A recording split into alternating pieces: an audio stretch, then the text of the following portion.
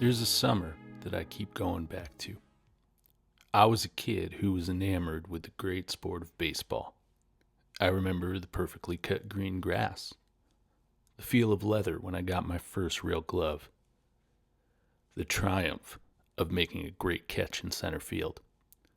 But more than anything, I remember a magic season where two men captivated the entire sport and gave us something to cheer for again. It was the summer of 1998. Down the left field line, is it enough? There it is! Gone! I don't remember the first time I saw Mark McGwire hit a home run, but I remember what it felt like. The swing was different than anything I had seen. Massive, coiled, practiced to the nth degree. The kind of power that doesn't look like effort. It just looked like magic. When I was born, my uncle had given me a Topps card collection, and my favorite card was an '87 McGwire rookie filed in the Oakland Athletics section. By 1998, that card was dated because McGwire no longer played for the A's, but also because he no longer looked like a rookie in posture, capability, or in his physical appearance. And then there was Sammy Sosa, a man who was everything McGwire wasn't. Where McGwire was strong and serious, Sosa played like a man who had never forgotten to be grateful. He bounced out of the batter's box, blew kisses to the camera, and he'd sprint in from right field to hug a man he was supposed to be competing against. I fell in love with both of their games that summer, and through them, the game of baseball. What was happening was genuinely unprecedented. Roger Maris had hit 61 home runs in 1961, and that record had stood for 37 years. Longer than I had been alive, at least at the time. But now, there were two men, opposite in their intangibles, sprinting toward a record side by side. The country stopped what it was doing. Every at-bat was an event. Every swing could be history. Baseball, which had been bleeding fans since a brutal players' strike had wiped out the 1994 World Series over a salary cap proposal and dispute, was suddenly, improbably, the most important sport in America again. And I was in on it. For the first time, something I loved was something everyone loved. That feeling, for a kid, is its own kind of magic. Sports Illustrated ran cover stories. Fantasy baseball became an overnight sensation, and kids from everywhere in America wore Sosa and McGwire jerseys to celebrate the magic season. The race itself stands as legendary in my mind. McGwire came out of the gate like a freight train, hitting home runs in each of his 4 games of the season. By the end of May, he had 27, and the record felt inevitable. But then June came, and Sosa, who had only 13 home runs entering the month, erupted. He hit 20 home runs that month alone, a record in baseball history that still stands. Suddenly, McGwire was not the only man chasing Maris in history. There were two men ready to be enshrined in legend, and the story kept getting better. By the end of August, they were tied at 55 home runs apiece.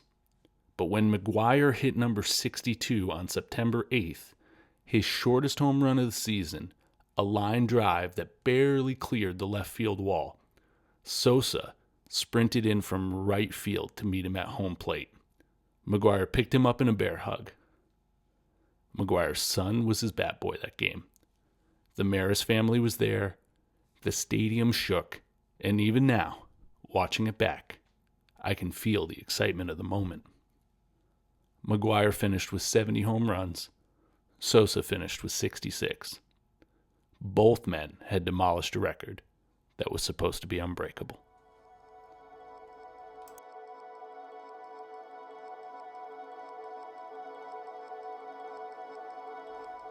On August 21st, 1998, While McGwire was at 52 home runs and the whole country was watching, an Associated Press reporter named Steve Wilstein was standing by McGwire's locker at Busch Stadium. He cataloged what he saw. A photo of McGwire's son, sugarless gum, a cap from a golf tournament, and crucially, a brown bottle with a word that he didn't recognize, but he jotted it down to look up later. The word? Androstenedione, or andro for short. What Wilstein found when he started asking questions was complicated. Andro wasn't seen as a steroid exactly. It was a supplement, legal and available over the counter, allowed in baseball, but notably banned in the NFL, the Olympics, and the NCAA. Football steroids advisors told Wilstein plainly, andro is a steroid. It has anabolic qualities. Therefore, it is an anabolic steroid. The NFL had banned it a year earlier. So had the NCAA and the Olympics. Randy Barnes, the 1996 gold medal shot putter, had recently been barred from the competition for life for using it. McGwire didn't deny it. He admitted to the AP that he'd been taking andro for more than a year. And he added, "Everybody I know in the game of baseball uses the stuff I use." The story should have stopped everything, but it didn't. Wilstein became public enemy number one in major league clubhouses, criticized not just by teams and players, but by his fellow writers, who worried that players would become more guarded with all reporters as a result of his snooping. The Cardinals tried to get the AP banned from the locker room. The story was buried under the weight of the chase. And then there was what happened in the marketplace. Because after Wilstein's story broke, andro's sales increased 1,000% to $50 million the following year. Supplement companies couldn't make enough of it. The country didn't recoil. It went shopping. By October, as those sales were skyrocketing, Commissioner Bud Selig was asked about rumors that baseball might outlaw andro. "It's not only premature, but very unfair," he replied. None of this should ever diminish from Mark McGwire's extraordinary season. That was the moment. That was the institution choosing the story over the truth. But Wilstein kept writing about it anyway. His work eventually helped trigger congressional hearings, drug testing in the major leagues for the first time, an FDA ban on andro, and the Federal Anabolic Steroid Control Act of 2004. He was doing all of this incidentally while his first wife was dying of cancer. She passed in September 1998, 3 weeks after his first andro story ran. The rest of the press understood the importance of what Wilstein was doing. They just decided the summer was more important.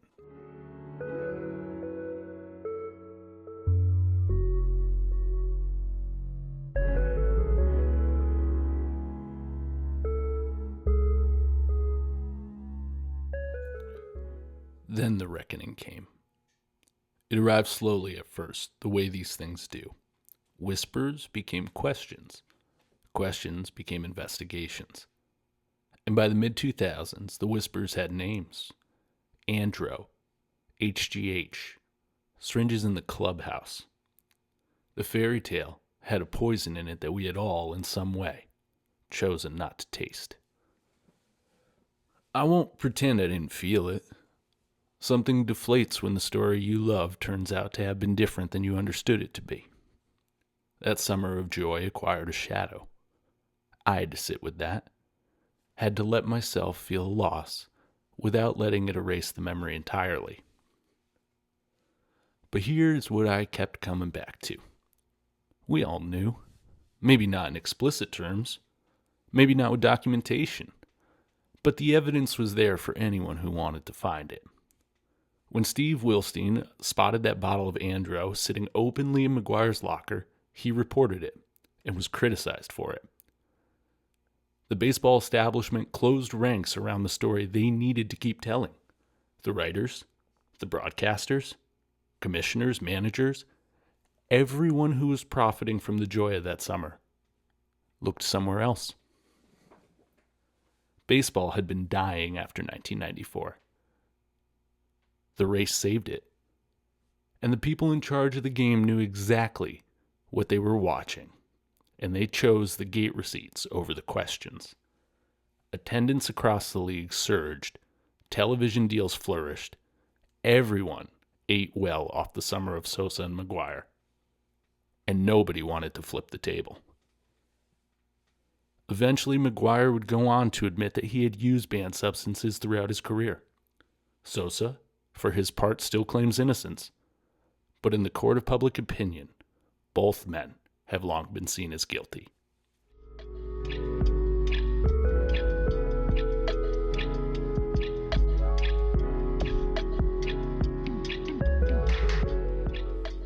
McGwire and Sosa are not in Cooperstown.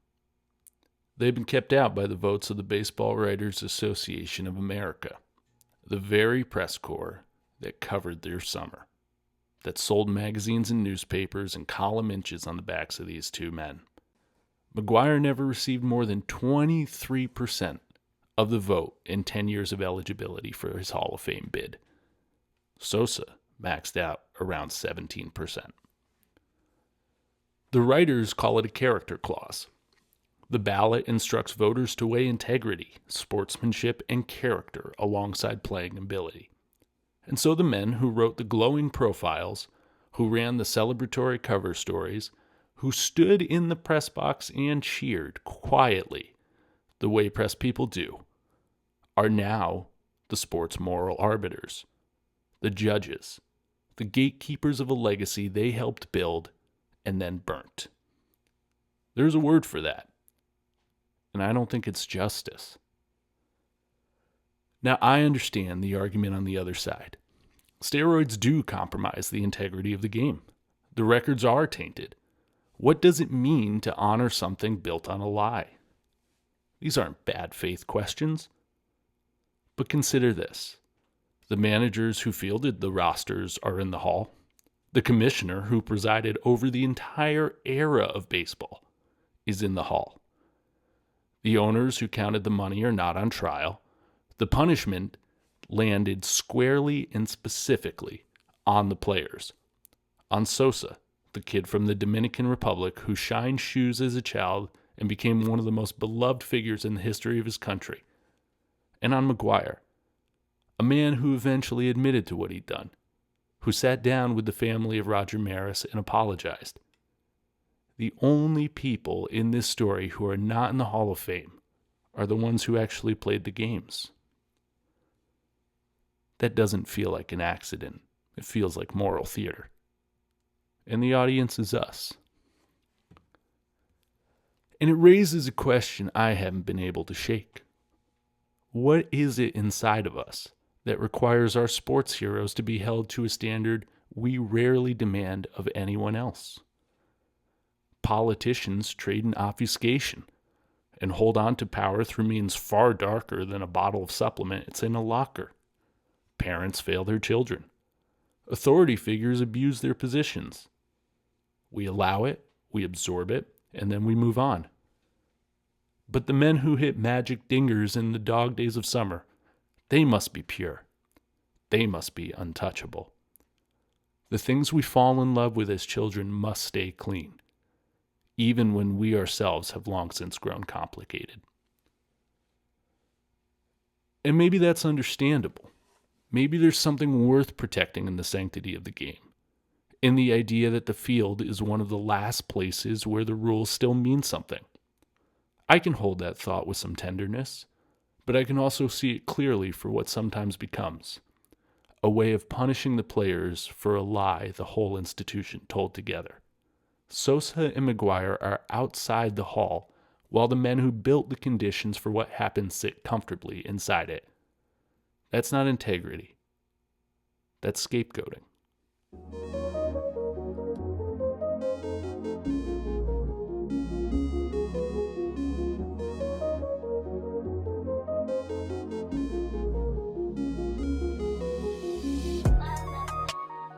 I still go back to that summer. Not as often as I used to. It's complicated now, the way most beautiful things become complicated when you look at them long enough. But I go back. I go back to Sammy Sosa bounding out of the box. I go back to the bear hug at home plate. I go back to a kid with a McGwire rookie card who didn't know yet how complicated the world was going to get, who just knew that something extraordinary was happening and that he got to be alive for it. I think about what it would mean to put McGwire and Sosa in the Hall of Fame. Not to erase what happened, but to say this was real and it mattered. And the story of this game includes what happened in that summer. All of it. To say that a Hall of History should actually contain history, even when it's hard to look at. Because here's what I've learned about the things we try to keep out of the official record. They don't go away. They just become the silence underneath everything else. And silence, in my experience, is rarely quiet.